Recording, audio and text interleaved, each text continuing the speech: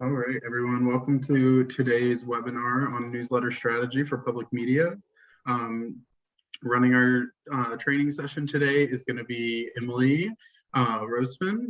She is the research director for the Institute for Nonprofit News, where she oversees the production of case studies, guides, and reports for nonprofit news.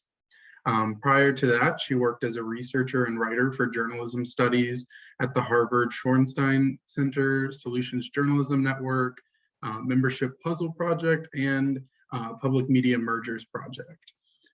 She's obsessed with newsletters and co-wrote the newsletter guide a few years ago to help newsrooms engage and grow and monetize their newsletter audiences. So with that, I'll go ahead and turn it over to Emily. Thank you for joining us.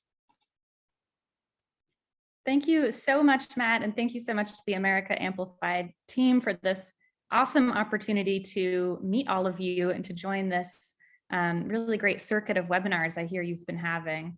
I am here today to talk with you about newsletters. And I know many of you are already overseeing the production of newsletters or reading newsletters of your own. And so this session is really going to be focused on starting to think critically about newsletter strategy, the different types of newsletter strategy, and how that strategy can inform engagement. So how you're engaging with your audiences through newsletter and how that can lead to things like revenue and things like that. So Matt already covered my introduction. My name is Emily. Since this is a best practice, I'm going to do it myself. I write a newsletter called Unpacking. It's kind of an essay-based newsletter, unpacking.substack.com. Check it out. And I am obsessed with newsletters. I've been kind of tracking the growth of newsletters in the industry of nonprofit news for a few years and just continuously fascinated by how they continue to stay relevant decades later. So here is the agenda for our session today. This will be a 60-minute session. The first chunk of it, 3/4 of it or so, will be this presentation.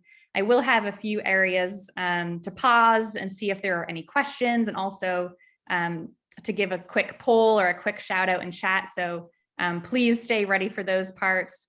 I'm going to start by reviewing a few types of newsletters and their strategy.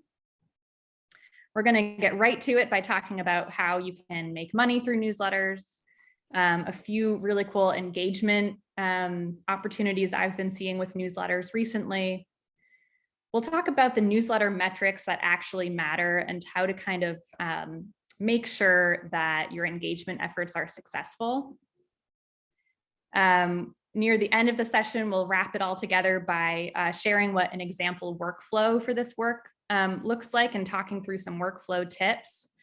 And I'll conclude with just a few pieces of advice for if you don't have a newsletter or you're looking to pull down your newsletter and relaunch it. I'll just share a few pieces of advice on what you can do.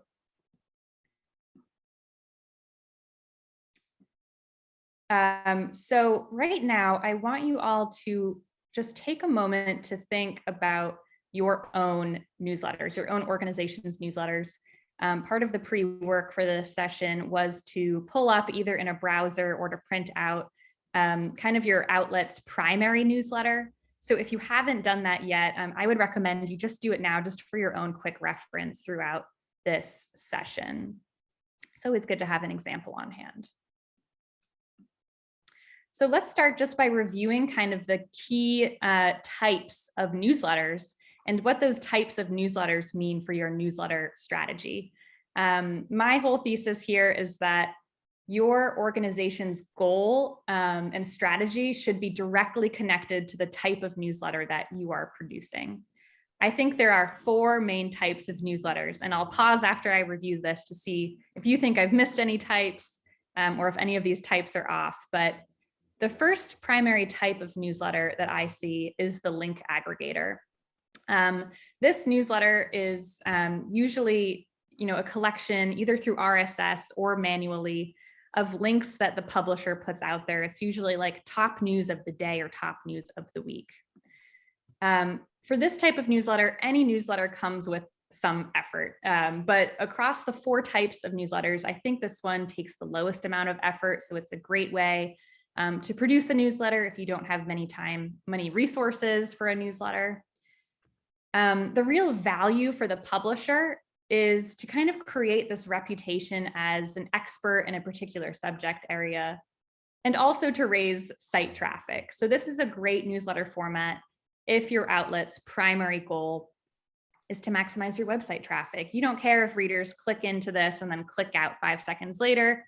That means goal has been achieved. And then the value for the audience here really is to just stay up to date on breaking news from the publisher or on a particular subject area. The second type of newsletter that I see, I like to call the briefing.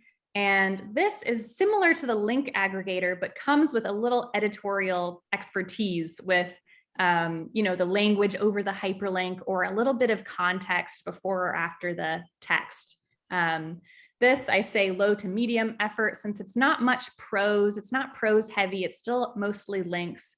The value for the publisher here, I added in, there's a little bit of more loyalty building since you're adding in some perspective and personality.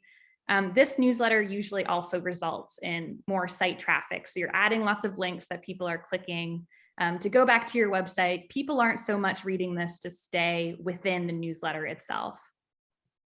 The value for the audience, again, is to stay up to date on a specific topic or field of work, this time with a little more perspective from the outlet. On the other side of the spectrum, there is the essay. These are kind of the newsletters that I read in my personal time, not so much for work. They're kind of really almost like a blog, but many of them are news related. Some of them are more personal. The effort for these is, there's a lot of effort because it is essentially a story in itself. The value for the publisher is really to start building some habit and loyalty and affinity between the author and the reader. So for this type of newsletter, we really tend to see the reader builds a connection with the author of the newsletter, not so much the news organization. So that's just something to know and to keep an eye out for, because I'm sure what many of you are seeing is the Substack uptick of people who are taking their lists from the publisher, taking their audiences with them and becoming an independent writer. This is usually how it starts, is people have this kind of essay newsletter format.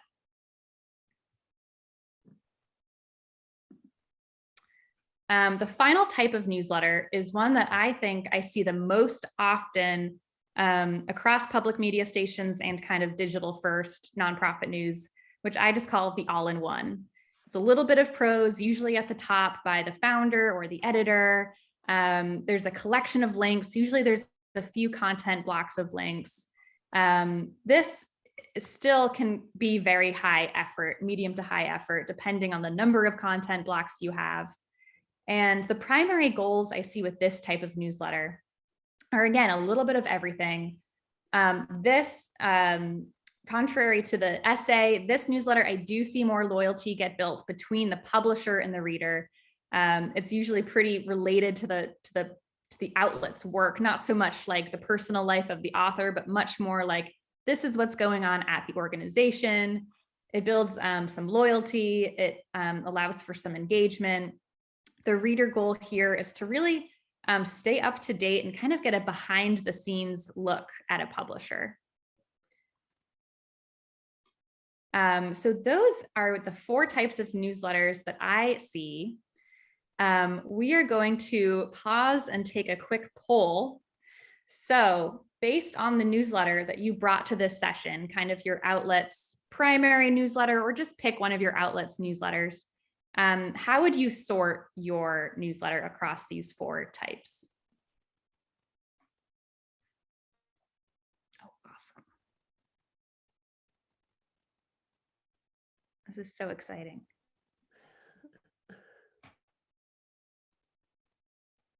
No essays, most all-in-one. Okay, that's what I thought. The briefing, the link aggregator. This is great. Thank you so much for voting. So I want to hear more from all of you. So feel free to unmute and tell us, let's start with the all-in-one folks, which is the winner here with 52% of the newsletters in this cohort. Were the goals that I described for the all-in-one newsletter, did those sync with kind of the goals that you're working towards? And again, feel free to drop in chat or unmute yourself and chime in.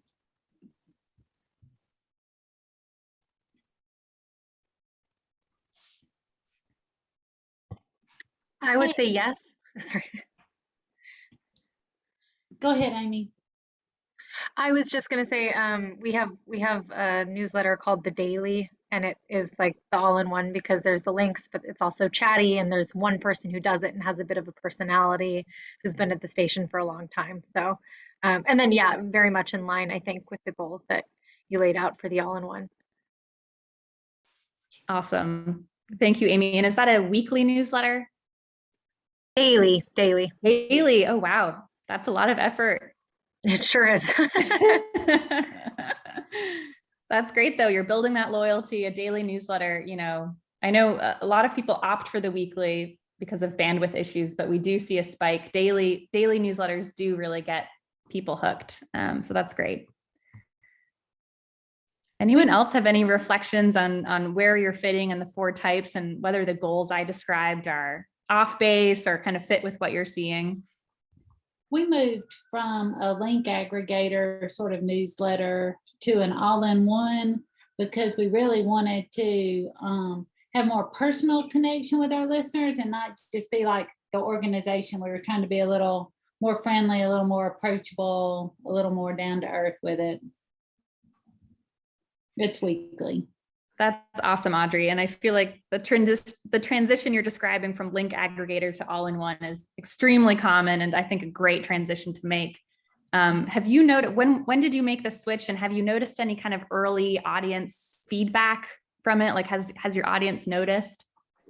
I think so. I think our opens have kind of gone up a little bit. We have a new managing editor. So when he started in his role, it was a good time to sort of make this sort of switch, but just in generally like looking through our click-through rates and stuff like that, seems like they're getting a little more traction than they were before. So, and he's awesome. He's got kind of a dry wit, and so he does like an introduction, but he also writes a little blurb about each story. So even in the bottom, there's still a little bit of him. And he generally adds some sort of little funny thing, not from our station at the end. So it's done really well, I think. That's such a smart idea to have the same person both with the top paragraph and then you get their take on the links. I really like that idea, kind of the consistency of that. Thank you for sharing, Audrey and Amy. Anyone else? I think we have time for one more reflection. Sure. Yeah, at KUNR, we do a link aggregator for our Spanish language newsletter, and that just comes down to what content we have to share. Like, we know that at this point, we don't have enough originally reported stories in Spanish to comprise a whole newsletter. So we're aggregating from other outlets in the region to round that up for everyone. That's great. That's super smart. And it sounds like you've identified a need and a specific service that you can provide through that aggregation. So that sounds spot on. All right. So that was fun. Thanks all for participating. And this kind of helps me frame what all of your newsletters look like while I keep going here. Okay. So across those 4 types of newsletters, there's some common variables that we're all thinking about here. So the first, and I think the most important one when you're thinking about engagement through newsletters or monetization through newsletters are your organization's goals. And so, if your goal is to, kind of establish that personal connection between someone at your newsroom and the reader to kind of build loyalty, perhaps you're kind of getting this list prepared for a membership ask later on, or perhaps you're getting this list ready to start asking them for story ideas or voting on, content topics. the goal, with that goal in mind, you really want to be sure that there's some personal element in your newsletter, whether it's that top box from someone like Audrey described, or it's kind of a personal touch in the links. You kind of want to be sure there's some personality, and there's different goals, you know, that I've mentioned, but start with the goal. That is the most important variable. And from there, based on the goal, you can kind of work backwards and establish the content blocks, the purpose of each content block, the number of blocks, the order of blocks. And by content blocks, I really just mean like the block of links, and then the block from the note from the editor, and then the membership appeal block, things like that. Whether it's link heavy versus prose heavy, again, that goes right back to the goals. The voice, tone, point of view, is it going to be dry and sarcastic? Is it going to be, you know, earnest and eager? Is it going to be somewhere in the middle? That all connects back to your goal. And then things like send time, frequency, and length. Those variables are all important, but I put them at the bottom here because those are all variables that you can really, you know, just pick something and then A/B test it later on. And so you will want to do a little bit of thinking and, you know, audience research to pick and settle on that send time, the frequency you're sending, and the length of your newsletter. A lot of people, though, get kind of tripped up on that. So if that sounds like you, I recommend just picking something that works for your team and then A/B testing later and seeing what works best for your readers. So those are the primary variables I have in my head for newsletters. Oh, and then design. I'll just say a lot of people get really concerned with the design for that top kind of bar on their newsletter. And, you know, it should look cohesive and it should look like it comes from your organization. But from what I'm seeing, it does not really matter to your audiences so much. So I'm going to jump. We just covered the types of newsletters, the variables I have in mind to establish some common language for newslettering. I'm going to talk about 2 key ways to make money with newsletters, just to jump right in to the good stuff here. So the 2 ways I see outlets make money is through businesses and through your audiences. Through businesses, I see advertising and sponsorship. And through your audiences, you know, you're all very familiar with this, gifts and donations and membership appeals. I see a lot of public media just completely crush it on the gifts, donations, and membership appeals front through newsletters. In my work, I see less so on the advertising and sponsorship side of things.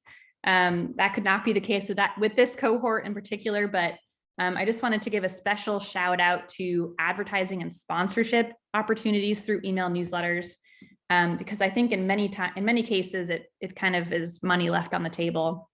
But first, gifts and donations. What I mean by that is that in many newsletters, you'll see kind of a special, maybe one-time appeal for a contribution through a particular campaign, or just a one-time gift, you know, spring drive, whatever it is. Usually a best practice is to put that appeal right at the top of your newsletter. But again, make sure you're tracking what works best for your newsletter. Sometimes I see actually the bottom paragraph, the bottom donate now, is what gets the most donations. I don't know why that is, but something to keep in mind. And of course, something public media is just the best at is membership appeals through newsletter. And so here's Billy Penn at HYY. I really like their membership appeal in their newsletter because it has a short little testimonial from a fellow member. And then it has kind of a quick little description from Billy Penn, basically explaining the value of free, high quality nonprofit news. This newsletter is free, does not have a paywall. You know, the button is I value Billy Penn, which I really like. I think that's very clever. All right, getting to the business side of things. So I just wanted to review these 3 kinds of making money through businesses. And I'll pause and see if any of you are doing any of these things and if you have any advice for this group. So the first is classifieds. So this is a screenshot from Freedman's newsletter, and she's who I consider to be the queen of classifieds and newsletters. She charges, I think, like $100 a pop for each of those classifieds. And she just essentially asks people to write up those 2 lines of text, and she puts them in her weekly newsletter. Classifieds are nice because they fit with the look of the newsletter. Like, this doesn't really look that disruptive at all to me. And it's usually curated. So you can reserve the right to, leave a certain classified ad out of this list and get a little picky and choosy about the flow of that. You can also just do your typical ad blocks in a newsletter. The thing about ad blocks in a newsletter, a lot of people get freaked out because they're imagining like the worst case scenario of like 5 blocks per newsletter. You can control that. You can choose to only have 1 advertising block, like at the very bottom of your newsletter. And in fact, that's what I see a lot of folks do when they're starting to just dip their toes into advertising land, or maybe to perhaps get other folks on board on their team, is they'll just start with just 1 ad space per newsletter. And then, testing to see how your audiences are responding to that, and maybe slowly growing from there. Finally, there's sponsorship opportunities through newsletters. And so the thing I like about sponsorship is that it can be very discreet and not interrupt the editorial flow of this product. So you can see this is from the 19th, and they just have the tiniest little like header at the top of their newsletter that just says who sponsored that week's newsletter. So this edition was sponsored by, of course, University of Texas at Austin. Super discreet, and an option that is great if you're trying to get into earned revenue through newsletters, but you don't necessarily want to open up the door for these big images throughout your newsletter for the ads. So you might be wondering, if you're not already in the advertising through newsletter space, how much money can you really make from newsletter ads? These 3 groups are all INN members that have kindly shared some of their details with us. There are case studies on their earned revenue work at the INN website, but this is just the nitty gritty here. So starting from the left, San Antonio report has a list size of 14,000 subscribers, a 15% open rate. They charge $800 a month for their daily newsletter, $400 a month for their weekly. And that just means that they ask for their clients to basically commit for an entire month or an entire year. That really helps with workflow as well. VT Digger with 4,600,000 subscribers, 43% open rate. They charge per edition, and they require their clients to take up all 3 of the ad spots in their newsletter.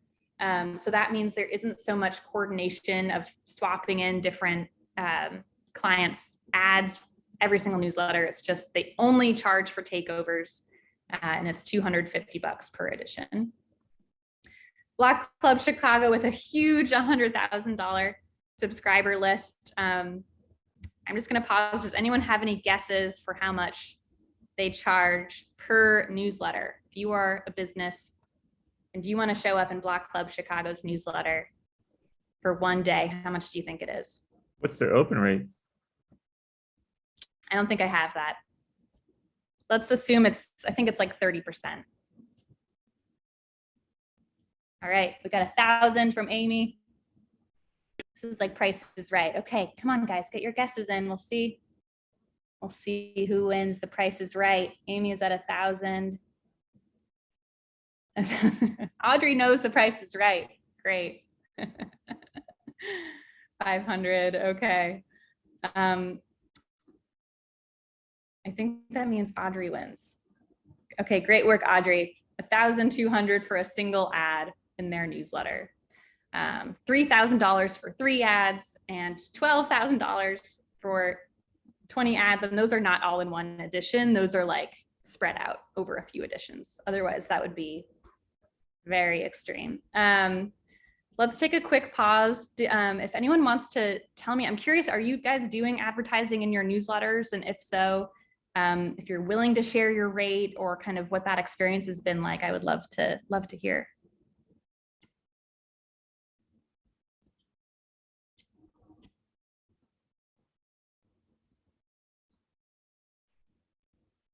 All right, Kurt you had a comment earlier, Kurt, that you're discovering this about sponsorships. It's money left on the table. So Kurt, does that mean you're not yet doing sponsorships, but that you maybe like to in the future? Yeah, that's exactly it. So we've discovered that our newsletter connects really well with our audience. With the Colorado Sound, it's a music newsletter once a week, free to subscribe. And our open rate is 50%. So it's like, wow, that's pretty substantial.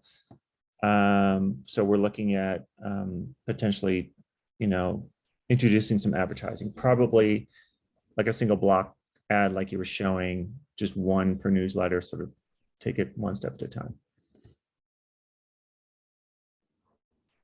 That's awesome. And yeah, I fully support the sponsorship. Sponsorship's just such a great way to get started because from many public media stations I've heard, it kind of keeps the nature of your relationship with your funders in the same lane. It's like you might already call them sponsors for events, for example. So it kind of translates more easily to newsletters rather than advertising, which just feels maybe a little more transactional to people or maybe a little more transactional to your funders.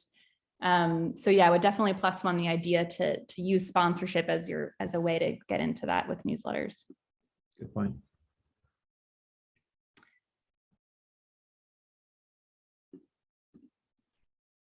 Okay, so that was making money, and I like to review that because usually it's the thing many people are very eager to hear about.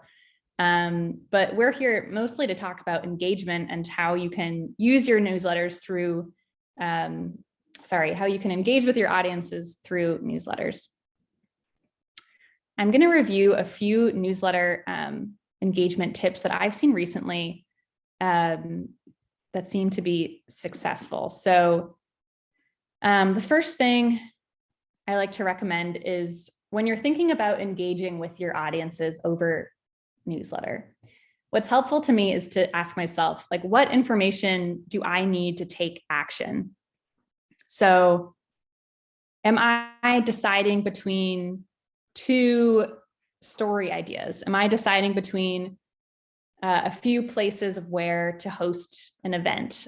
Am I deciding whether to do an event virtual or in person? The list goes on and on. I think you want to start with kind of the question and the options in mind, because newsletter engagement, I think, is great to almost narrow down an existing list or to choose like one thing from a list of options. And that way you're collecting information from your newsletter audiences that you can immediately use. It's not like you're collecting information that then you're like, oh crap, now I have to like synthesize this and, spend all this time making sense of it. So one way to do that is just ask for reactions from your newsletter and make replies easy. So make sure your audiences can hit reply to your newsletter and it goes directly to a person or a filter, or even just like a hello at X public media station. And that's where you kind of collect all of your replies from your audience. That's really great for impact tracking as well. Use surveys. Surveys are excellent, both to collect info, but many outlets that I work with say that it builds loyalty, because when someone is taking a survey, it's like just another action that they're doing for your station to feel connected to you. So the process of taking a survey also builds loyalty in the same way that reading your newsletter would build loyalty. Two kind of quick and scrappy ways to use surveys and newsletters if you don't have much time. One is a Net Promoter Score survey, which I'll show you an example of in the next few slides, but that's literally just the question like, would you recommend this to a friend? And then there's usually a scale of like 0 to 10. That's a really great way to just get a quick kind of level set on your newsletter. Something I'll also cover is if you want a quick and scrappy way to engage with your audiences, to get in touch with your unsubscribers. More on that in a minute. Okay, so the first thing around kind of soliciting replies through your newsletter. So here's another interaction for you all. So please spend a moment thinking and then drop in chat. Would you rather spend a week on the beach, reply beach in chat, or spend a week in the mountains? This is very scientific research. Beach, beach. Oh, this is kind of divided.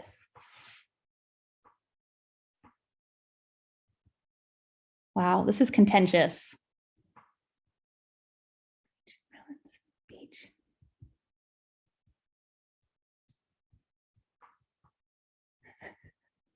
Ashley needs to get to a beach ASAP.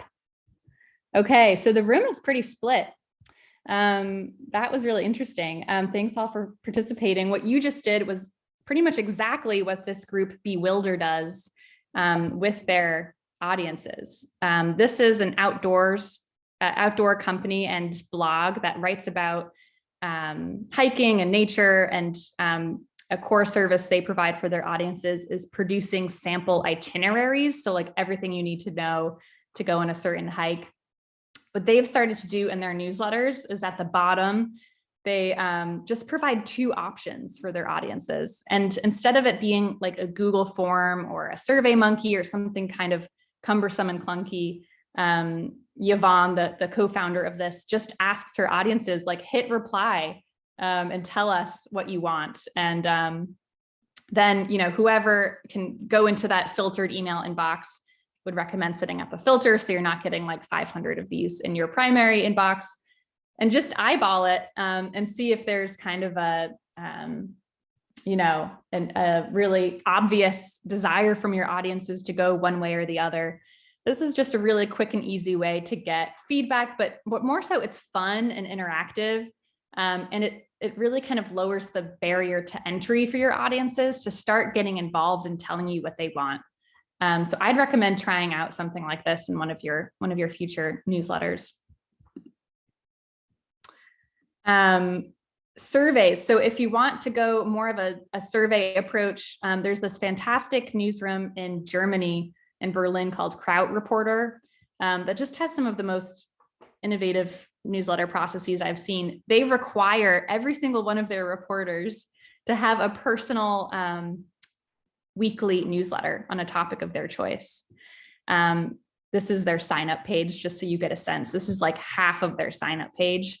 And each of their reporters sends out periodic surveys to their audiences, both for story ideas, but also to look for sources for story ideas, and to try to find experts on topics. So one of these reporters was recently writing a story on, I think it was like eating meat versus going vegetarian, and she solicited her list and just said, is anyone, you know, an expert in like, you know, public health related to meat consumption or, you know, X, Y, and Z, and collected just a litany of incredible sources and experts for her story that she could consult. And then she could deliver back to her audiences on her newsletter list this very specific story with the sources. So, you know, there's a spectrum of what newsrooms are comfortable doing editorially, but I just wanted to give an example of kind of the other side of the spectrum of newsletter engagement and surveying.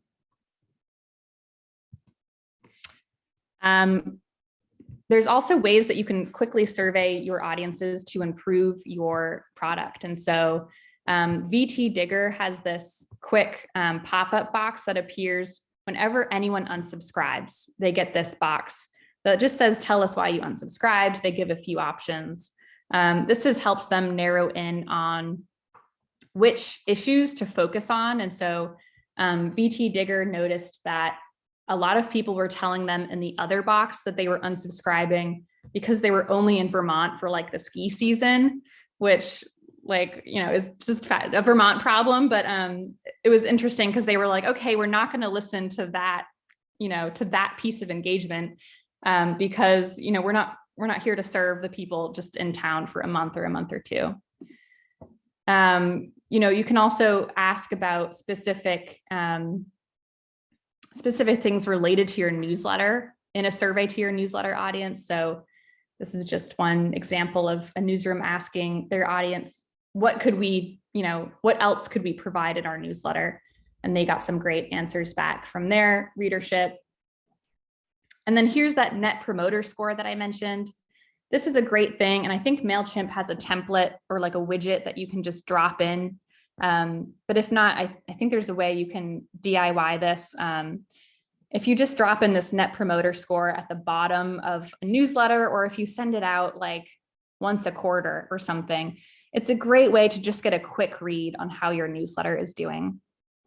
This is also really helpful if you have multiple newsletter products. You can kind of compare newsletters against each other and identify problems that you might want to dig into more deeply later on with a more comprehensive survey.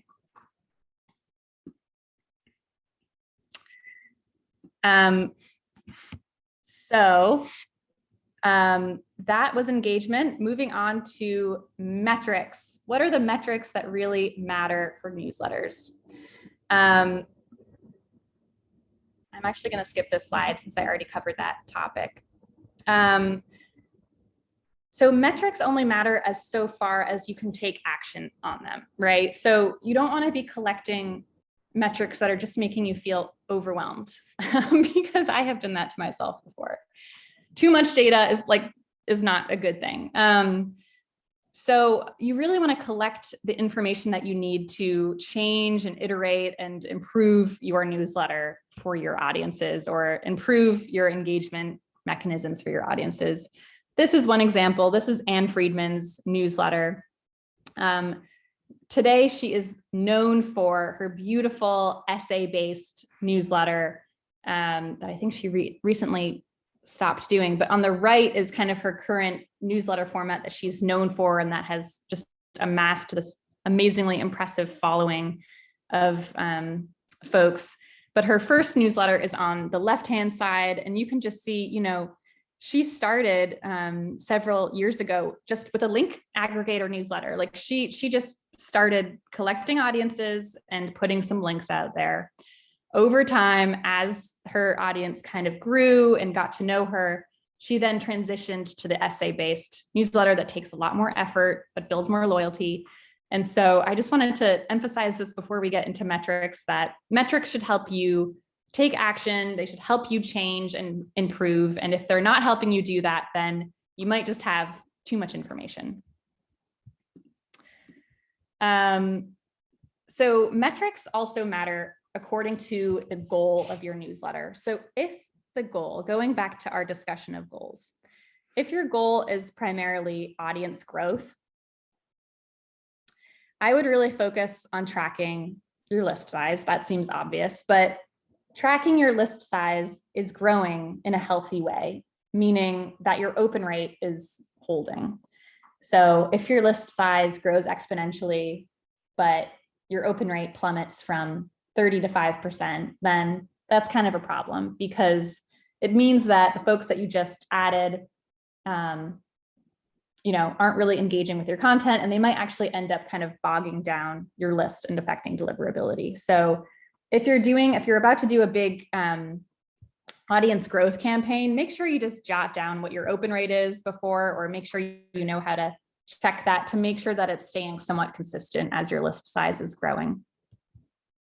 If your goal is engaging with your audiences, creating loyalty, I recommend tracking kind of the size of your list that is consistently opening or clicking or engaging with your content. If you're in MailChimp, there's this excellent feature that allows you to see what percentage of your list is a 4 or 5-star reader, meaning that they're opening regularly. Other platforms have similar metrics as well.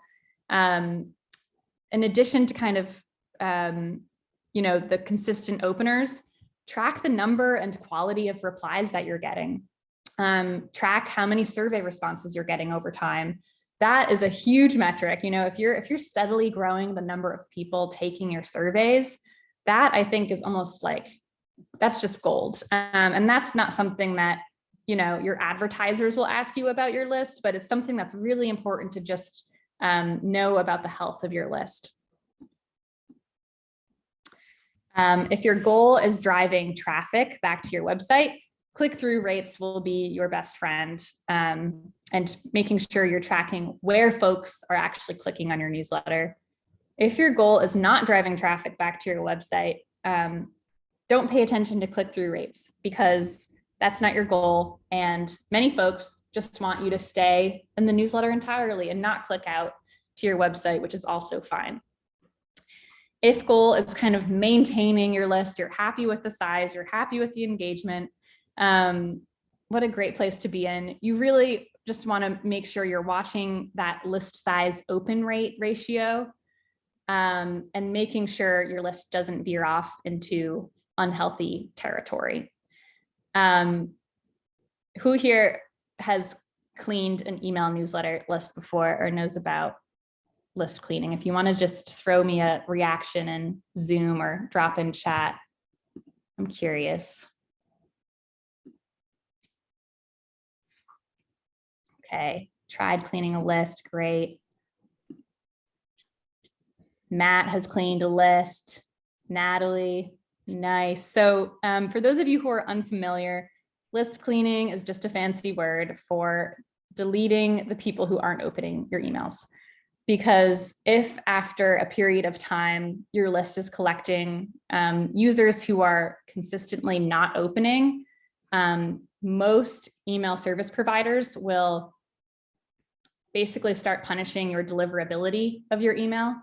And so if you start hearing from your readers, like, I keep not getting your email, I don't know why, usually it's the culprit is your list needs to be cleaned. So I can go more into that later if anyone wants to talk about list cleaning, but if your goal is maintenance, that's your big to-do. Okay, so let's kind of bring this all together and talk about what this looks like across a workflow within an organization. And for this, I kind of am providing an example for what I've seen to be the workflow in a small, scrappy news outlet, or just a small newsletter team within a news outlet. Usually there's one owner of the newsletter. That person is collecting and aggregating the links and the images. They're writing the copy. They're gathering and writing the ads if necessary.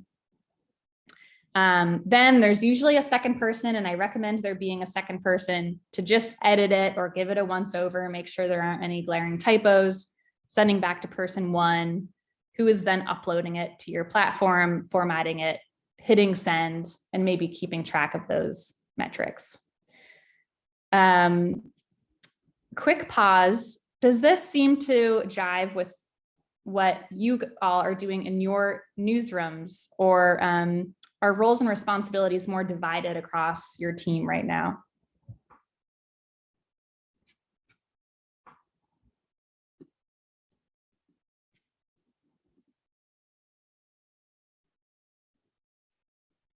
Two people would be swell. Bill, Bill, I feel for you not having an editor. It's a scary place to be.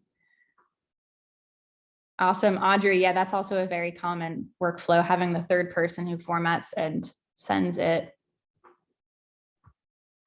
Yeah, and a lot of people will outsource this to a part-time person or someone else to really just own the newsletter work entirely.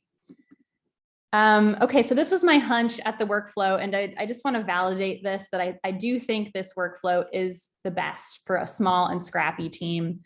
I think for a smaller team, one person should be primarily responsible for the newsletter. I just feel like there's so many moving parts to a newsletter. People sometimes underappreciate all of the moving parts. So I do think there should be one person per newsletter, really, who is making sure that you're checking the box on everything that needs to be done. My next tip is to, and I've mentioned this before, for those person ones in the room, invest time in your initial newsletter layout. That should be rooted in your strategy. Maybe it involves a quick, poll of your audiences. Then just don't touch it for a while, like 6 months maybe, or 3 months if you're feeling ambitious. Too often I see really small teams just continuously iterating on their newsletter, like over and over again, changing the content blocks. And that is such a time suck. And when you're changing things that quickly, I don't even think you're getting the metrics. Like, I don't think if the metrics are reflecting the changes. So I would just recommend trying to stick with something for like 3 months at a time, at least. Quality over quantity for your content blocks. So if you're deciding between having 4 sections of your newsletter versus 3, I would go with 3. Like, make sure you have the most essential content blocks to fit your goal. So if it's, if it's building loyalty, you'll definitely want that top block note from your editor, the prose heavy section. But if your goal is loyalty and you have this 4th block that's a collection of links from like your partners or something, I would just not do it, because it's better, I think, to just focus on, doing things that really fit with your goals for the newsletter, especially for smaller teams. Don't use images. If you're in a situation where you're the only person working on a newsletter, or you're one of 2, I would skip. This is kind of a radical belief, but I would skip images altogether.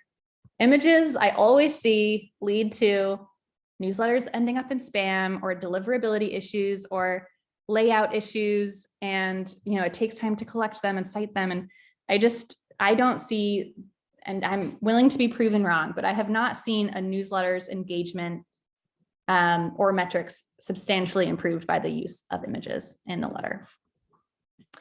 And then again, just keep this in the back of your mind. I need to remind myself of this all the time. Your metrics really matter for 3 reasons.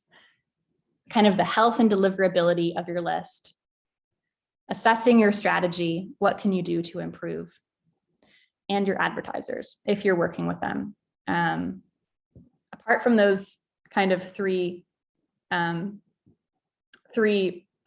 use cases for your metrics, I would just recommend, not getting stuck in the trap of like producing these really intense weekly metrics or analytics reports, because those are very time consuming. Okay, so, Elisa, you have your hand raised.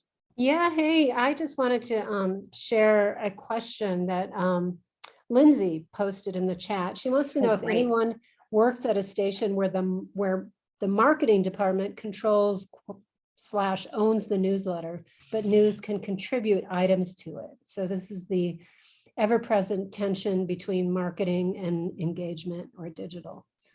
Does anybody else have that issue?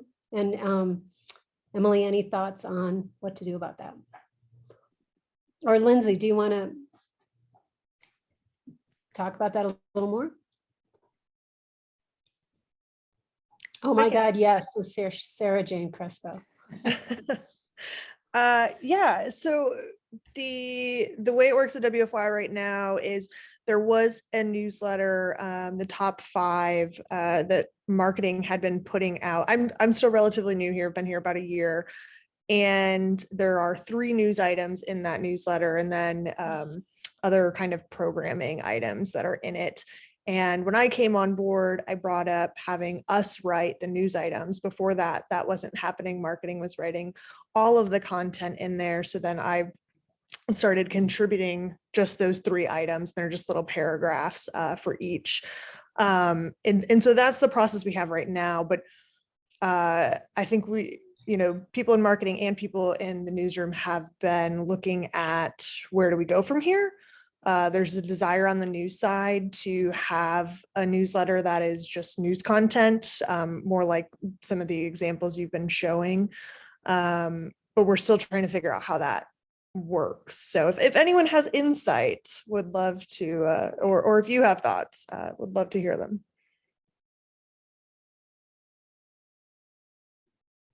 I currently work with WFAE here in Charlotte, and when I came on board, the marketing team had some newsletters, but with that, they kind of controlled the weekly newsletter. And what we kind of did there is, we pitched, like, for us right now, at the time there didn't seem to be direction or like an idea or a goal for the newsletter. And so what we kind of did is we made a pitch of, here's the potential that we see for this newsletter, and here are the goals that we think we can achieve with it. But here's what we'll have to do, and we'll have to take ownership of that. And so that kind of helped us there with kind of getting them on board to let us have it. But I've also been at places where they kind of keep a very strong grip, the marketing team does, on their newsletters. And in those cases, we just made our own. We worked with the news editors in the newsroom and kind of created our own product and kind of just took it out from under them. They still kept doing their kind of aggregate newsletter that they were doing each week. But that's when we kind of took and went more of the short, almost essay style newsletter.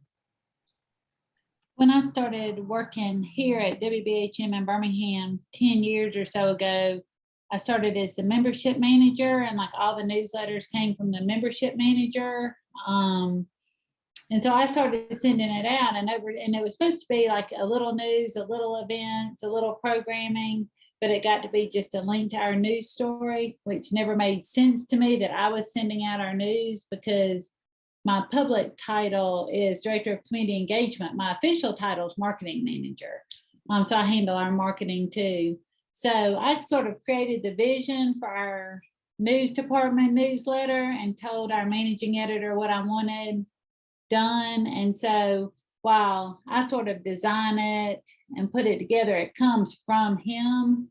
And then we also have one that comes from our program director, which was also my idea. And I told him what I wanted him to do, and it comes from him. He writes the content, but we put it together like, you know, in a marketing forward sort of pleasing way. So that's what we did.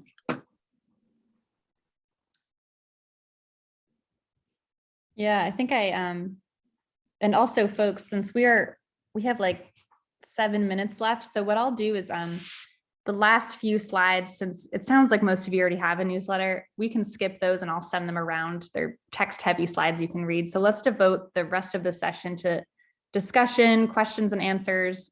But on the workflow subject, I just want to plus one what Matt shared, which is I think oftentimes the solution is to create a new newsletter. You know, it all depends on how much influence you might have over the marketing newsletter. If you are able to have input and change the format in a substantial way, I think that's one thing, and you can just keep going with that. But if you are identifying a goal that's not really being met by the marketing team, then I would recommend starting your own, you know, getting sign off to do it, and trying to move the news items away from marketing and into this new newsletter. So you're creating kind of distinct purposes for each of your letters. Yeah, can I ask a quick follow-up to that for you and Matt? In that instance where you're creating a new one, do you see those as being competitive against each other then, if marketing's still continuing on and news is continuing on? I don't, and I see a few other heads shaking. So Matt or Audrey, do you guys want to chime in on that one? I agree. I think the goal for the marketing newsletter, at least in my experience, was just getting the work we're doing in front of the members who subscribe or provide for the station. And ours was more of, we want to kind of open up a dialogue with our audience. And so really all it really took was us, you know, making like a concrete plan and pitch of how we were going to do this newsletter and how it was going to be different and what it was going to achieve that the current newsletter couldn't achieve. And so then when we had all of that kind of wired down and we came in with that proposal, I mean, it was kind of hard for them to say like, oh no, you can't do that, when like you're telling them how it's going to be different and what goals it is going to have.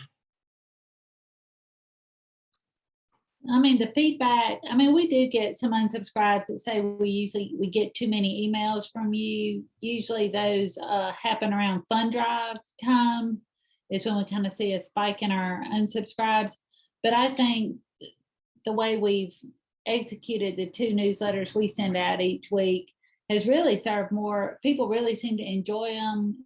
And we've seen an uptick in engagement. We get a lot more responses to the senders. And so I don't think it's a conflict, and we don't send out a straight marketing email at all.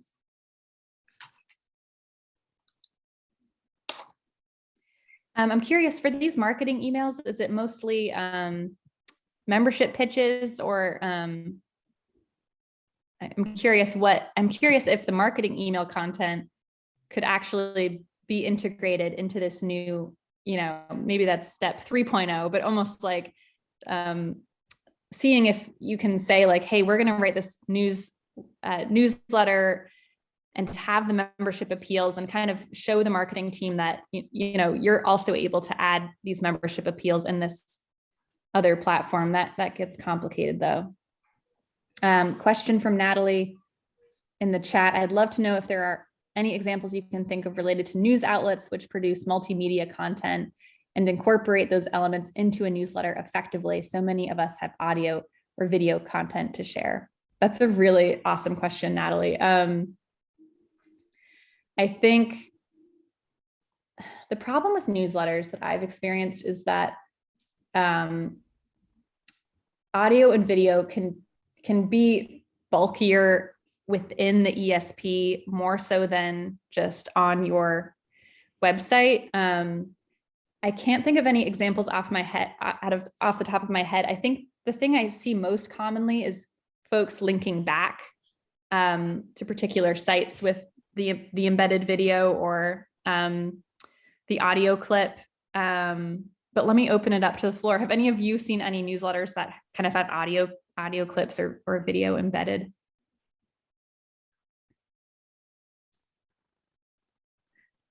It's hard too, because I think the question is like, when someone's reading a newsletter, my assumption is that they want something text-based. That could be wrong, but I think of newsletters as almost an opportunity to meet and reach the text preferred people where they are, or to direct the audio people, back to your station site with the big play button. But I could be wrong, but that's where my head kind of goes immediately. I kind of agree with you, Emily. I think also, like, if that was in the email, my God, how much of that would end up in spam? Because that would just be so heavy. I think it's very different than something like social media, where you, like on Facebook, for instance, there's value in having the video embedded using Facebook's player. Right. Yeah. Thanks everyone for the brainstorm. I wasn't necessarily thinking of embedding things, but like it can be kind of a lift to get people to go to your website and click on audio in a web post. So like if people directed people in a creative way, if I find anything, I'll share it with the American Amplified group.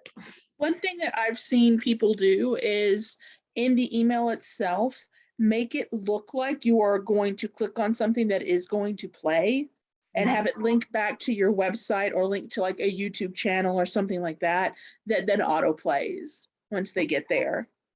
Yeah, that's a good idea. Super cool. I had a quick question, Emily. A lot of our stations are trying to reach new audiences that are not in their membership list, that marketing haven't heard about, that, that are out there and, maybe don't listen to the radio station and don't go to the website. Have you advised any groups trying to do that, and thoughts on growing a membership list of new audiences? Yeah, so I think of newsletter growth in 3 buckets. Your platforms, your partners, and your community. So your platforms, I would try to be as aggressive as possible on the web with a 5-second pop-up box or a little light box on the bottom if you can get away with it. Advertising your email newsletter, preferably the news one, and the news first one. You can do that Facebook, social media platforms, put it in your Twitter bio, like just think about, like try to be as aggressive as possible, I think, on your own owned platforms to get folks to sign up for your email. The second one, your partners. So a lot of folks do cross-pollination with, partners they might routinely co-publish to see if for one day, one edition, you can each have a blurb at the top of your newsletter that says, our friends at, Grist write a great newsletter on climate reporting. And then Grist says, hey, our friends at, WFAE write this great newsletter on blah, blah, blah, and trying to swap some folks that way. That gets tricky with local news, of course. You might want to find another person in your state or city. The third is community acquisition. So a lot of public media stations have like the best events in a community. So get some folks out with clipboards and, wander around and try to just canvas for those email addresses. Anyone else have any email growth ideas? Those are just a few I've seen. Great thing that we've used in the era of Zoom webinars and everything is when we have events, we just set it up with the pre-registration like we do this, these webinars and these trainings we do. And on there, we just include a box that's pre-checked. Would you like to be added to our news, whatever newsletter kind of goes with that event? And so then from there, everybody who's registering for the event is automatically getting signed up. So we've seen some great success there. That's brilliant. Yeah. A lot of folks do a shout out at the bottom of stories. I don't know if anyone here does that. Yeah. It all depends. Every organization, like some organizations will say yes to all of these ideas. Some of them, you can do half of them. So, it all depends, what kind of boundaries you're working with, but it's worth pitching all of them. Great. Well, Does anyone have any feedback on pop-ups? Because I know traditionally they work, but also everyone hates them.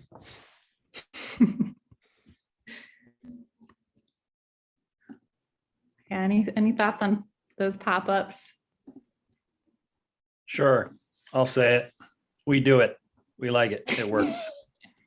There. Yeah, actually, we just by stroke of luck, there was a pandemic, and just before that pandemic, we decided to finally start asking people to subscribe to our daily newsletter. That we never really asked them to subscribe too much, and I'm going to say over the last couple of years, we've close to doubled our subscriber list. So, with really the only effort is those pop-ups. So they hate them, but they click them. If you're a little nervous about them, you can also usually set like a certain scroll depth or a number of stories read before they come up, so that I heard it described once as you're not asking someone to marry you on the first date. You could say, seems like you're liking our content. Would you like to subscribe to our newsletter and get more? And that would be you. Yeah. Thanks. Yeah, we only punish people once a week. So we figure that's pretty gentle. Yeah, I was reading an email from a vendor earlier today, and it wouldn't let me go to the link that I wanted to read about until I subscribed. It had no exit out of the subscription box pop up. So it is annoying if you don't have an escape. I didn't read the article.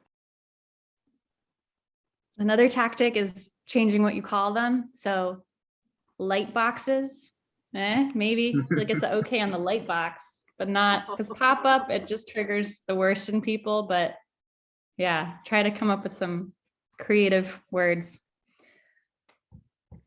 great. Well, thank you so much, Emily, for coming to us today with such a great training. Thank you everyone for all of the great questions. Feel free to follow up with me, or you have Emily's email as well if you have any questions. And I will make sure that the training and the slides from this get uploaded to the website later today. So yeah, great. Thanks for joining us, and everyone have a great day. Thank you. Thank you, Emily. That was great. Appreciate it. Hi all, this was so much fun. I'll circulate the slides.